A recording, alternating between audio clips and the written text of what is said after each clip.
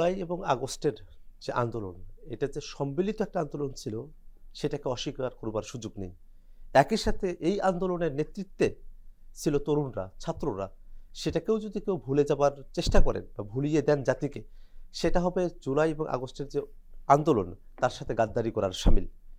আমরা দেখে থাকি যে এই আন্দোলনটাতে যেসব তরুণরা নেতৃত্ব দিলেন, ছাত্ররা নেতৃত্ব দিলেন, যাদের ডাকে শিক্ষার্থীরা সারা দেশের মানুষ রাজপথে নেমে আসলেন, তারা বাংলাদেশে প্রচলিত যে ছাত্র রাজনৈতিক যে ব্যবস্থা, কোনো একটা মাদার পার্টির অর্গানাইজেশনের অংশ হিসেবে তারা কিন্তু এই আন্দোলনটা করেননি।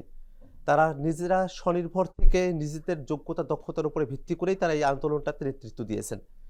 তবে সত্য এটাই যে তাদের এই নেতৃত্বকে বাংলাদেশের আপামর জনতা গ্রহণ করেছে এবং তাদের উপরে আস্থা রেখেছে।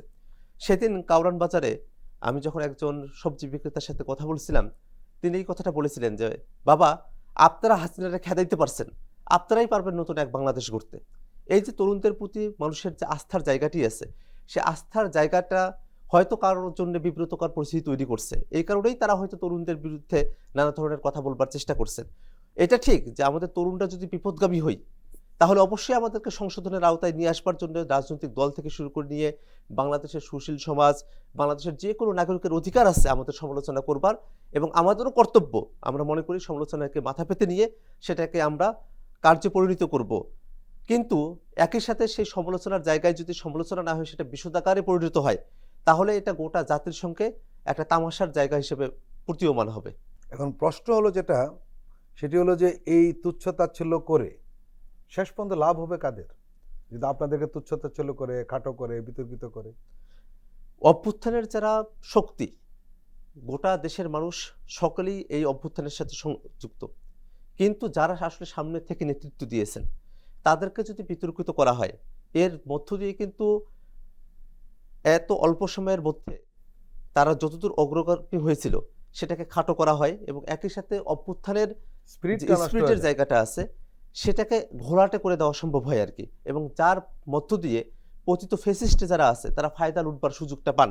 অতএব অভ্যুত্থানের সময়টা নিয়ে আমরা যেন কেউ বিতর্ক না করি, অভ্যুত্থানের সকলের অংশগ্রহণকে আমরা স্বীকার করি এবং তরুণদের যে নেতৃত্ব সেটাকে আমরা স্বীকার করি। যদি তরুণরা ভুল করে তাহলে তাদেরকে শুধরে দেই, কিন্তু তাদের ব্যাপারে যেন অযাচিত বিষোদাকার আমরা কেউ না করি। একটা বিষয় আপনি নিশ্চয়ই লক্ষ্য করেছেন, আমরা লক্ষ্য করেছি, আসলে ইতিহাস বদলায় তরুণরা। সেটা প্রযুক্তিগত ইতিহাস হোক, রাজনৈতিক ইতিহাস হোক, যে কোনো বিষয়ের ইতিহাসটা বদলায় দেয় তরুণরা। এটাই স্বাভাবিক, সারা পৃথিবীতে এটাই ঘটে, বাংলাদেশে ওটা ঘটেছে। এবং আপনি নিশ্চয়ই জানেন এই অগাস্ট বিপ্লবের ঘটনাটি বাংলাদেশে যত না আলোচিত হয়েছে, বিদেশে এর চেয়ে অনেক অনেক বেশি আলোচিত হয়েছে। আমরা আন্তর্জাতিক মিডিয়া এই বিষয়ে খবর নয়, নানান ধরনের বিশ্লেষণ দেখেছি। আসলে এটির অনেক বড় ঘটনা। আমার কেন জানি মনে হয় প্রচলিত রাজনীতি যারা করেন তারা এই বিশাল ঘটনাটিকে ধারণই করতে পারছেন না। এটা কিছু পরিমাণে হয়তো সত্যতার একটা ভিত্তি আছে। আমরা যখন বাংলাদেশে অপর রাজনৈতিক দলগুলোর দিকে তাকাই, আমরা দেখি যে তারা দীর্ঘ সময় ধরে সরকার পরিবর্তনের আন্দোলন করে এসেছেন।